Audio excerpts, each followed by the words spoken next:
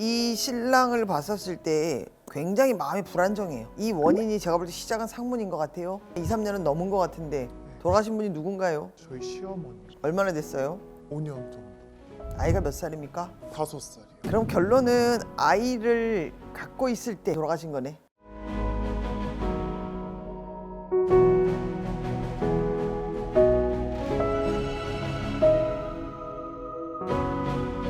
안녕하세요. 안녕하세요. 성함이요. 참 청할게요. 어이 깜짝이야. 아이 있죠? 네.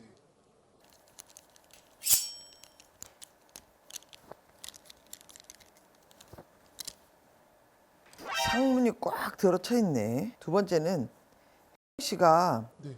죽을 고비를 겪었을 거예요. 슬픈 얘기를 했으면 기분 좋은 얘기를 해야지. 본인이 이 죽을 고비를 넘겼기 때문에 장수할 겁니다. 아 그래요? 다행이네요. 오랜 시간 장수를 할 수 있어도 한 번의 고비는 본인에게 더 있어요.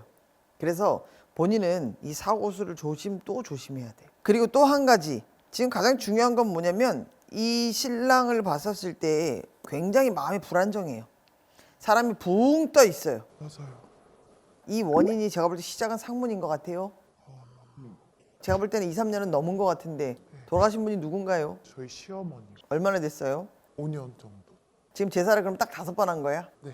아이가 몇 살입니까? 5살이요. 그럼 결론은 아이를 갖고 있을 때 어머님이 돌아가신 거네. 맞아요. 딱 그때요. 네. 이 아이는 상문을 안고 태어난 아이예요. 본인이 그럼 또 하나 확인이 들어가는 거예요. 본인이 죽을 고비를 어떻게 겪었습니까? 저 아이 낳기 기다는데 진짜 힘들었겠네. 좀 많이 그러면 여기서 가장 놀랐을 사람이 누굴까? 남편이 신랑이 정말 많이 놀랐어요. 그 트라우마에서 벗어나질 못하네요. 꽤 오래 시간이 지났는데요. 면밀하게 들여다보고 예민하게 들여다봐야 되는 이 부분들을 못 보는 게 있는 것 같아. 아 제가요? 그럼 씨가 오늘 왜 나에게 상담을 원했는지 이야기를 들어보면 이 퍼즐이 다 맞춰지겠죠.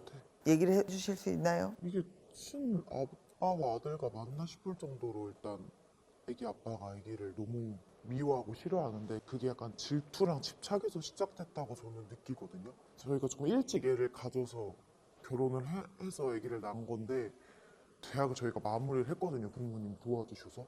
생각보다 아이를 못 보겠더라고요. 그때는 너무 할 것도 많고. 근데 오히려 취업을 하고 그 퇴근 후에 아이를 볼 수 있는 시간이 생기는 거예요. 그래서 저는 미안한 마음도 있잖아요. 그래서 막 아이랑 퇴근하고 어디도 가려고 하고 맛있는 것도 해주고 막 노력을 정말 많이 하는데 남편은 안 도와주네. 근데 저는 이제는 도와주는 걸 바라지도 않고요. 협력이 안 되네. 근데 그냥 하게만 뒀으면 좋겠어요. 이제는 왜냐면 제가 그렇게 할 때마다 아이가 미워 죽겠다고 하고 왜 나한테는 신경 안 써주냐고 왜 나는 없는 사람처럼 대하냐고 하면서 아이한테 쓰는 돈도 막 아깝다고 막 하는 거예요. 아이가 저한테 안겨 있거나 이러면 아이를 막 이렇게 쥐어 박으면서 엄마는 아빠 거니까 저리 가라고 하는데 이게 장난이 아니라 진짜 정색을 하고 아이한테 뭐라고 해요. 아이가 분리불안증이 있어서 저한테 자꾸 오려고 하는데 자다가 깨면 저한테 이제 오거든요. 그럼 안아주고 재워줄 수 있는데 그거 못하게 해요. 그래서 제가 막 너무 막 미치겠는 거예요. 되게 조심스럽게 남편한테 얘기했어요. 그 같이 상담 치료라도 받아보는 거 어떠냐. 그래도 좀 펄펄 뛰겠지. 네, 맞아요. 이게 뭐 해결이 안 나더라고요, 제가. 퍼즐이 맞춰지네요. 시어머니가 본인 나이를 비추어 보면 분명히 젊은 나이실 거예요. 네, 이분도 병으로 돌아가셨나요? 네, 좀 아프셨어요.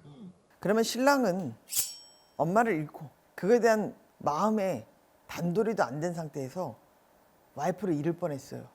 이 사람이 갖고 있었던 그 당시의 상처와 트라우마를 본인이 한 번쯤은 체크를 해줬어야지. 저는 그게 지금까지 올 거라고 생각을 한 번도 못했어요. 신랑의 입장에서 제가 볼 땐 본인을 지키는 거라고 생각을 해요. 당신마저 가버리면 난 어떻게 이거예요. 그럼 이걸 어떻게 풀어야 돼요? 저는 이미 건강해졌고. 살아있는 사람은 이승에 있고 돌아가신 양반은 저승이라는 데 있습니다. 구천이라는 곳을 볼 수가 없잖아. 신랑한테 가슴이 구천이 된 거예요. 엄마 가슴에 있는 거지. 그렇기 때문에 이 가슴에 이 9천을 분리를 해야 되는 거야. 남편 마음에 있는 9천은 어떻게 그렇게 우리가 얘기하는 진옥이라고 얘기하는 절차가 있어요. 그 절차를 통해서 어머님을 천도라는 겁니다.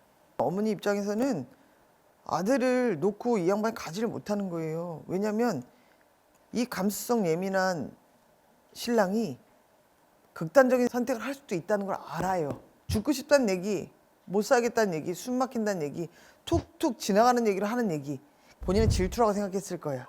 아니요, 이분은 살려달라고 울부짖은 거예요, 본인한테. 본인이 고비를 넘겨서 지금 너무 건강하게 있지만 만약에 그 상황에서 본인이 고비를 못 넘었다면 이분도 이 세상에 없어요. 어머님이 두 내외를 살린 거예요. 지켜준 거예요. 그런 이제 할 도리 다 하셨으니까 어머님은 보내드리는 게 맞아요. 단쌤이 말씀해 주신 대로 다 하면 아이랑 아빠랑 당연히 좋아지지. 부모 자식 간에도 궁합이 뭐 중요하다고 제가 봤는데 혹시 그런 게 안 맞나라는 생각까지 할 정도로 힘들었었거든요. 애기 아빠하고 아기는 궁합이 안 좋고 둘이 충이 있고 그런 건 없어요. 남편 마음은 치유가 될 수도 있잖아요. 남편 마음이 치유가 되면 아이는 당연히 괜찮아죠. 당연하죠. 가끔 이제 아빠랑 있을 때 아이를 보면 막 눈물이 막 왈칵왈칵 차오를 때 있거든요. 너무 막 아이가 작아져 있고 그래서 아이 마음이 혹시 막 너무 다치고 아파져 있을까봐. 그래도 감사한 게 뭐냐면 이제 아이가 6살이 되는 거잖아요. 잖아요. 말로 자기 표현을 할 수 있는 애예요. 감정을. 그 정도로 이 아이는 감정적으로 똑똑한 아이예요. 그러니까 아빠가 치유가 되고 아빠가 아이에 대해서 온전한 마음으로 다시 돌아왔었을 땐 아이는 충분히 받아들이지. 지금은 아이한테 더 많은 사랑을 주어서 이 아픔을 뒤로 밀어내는 게 먼저예요.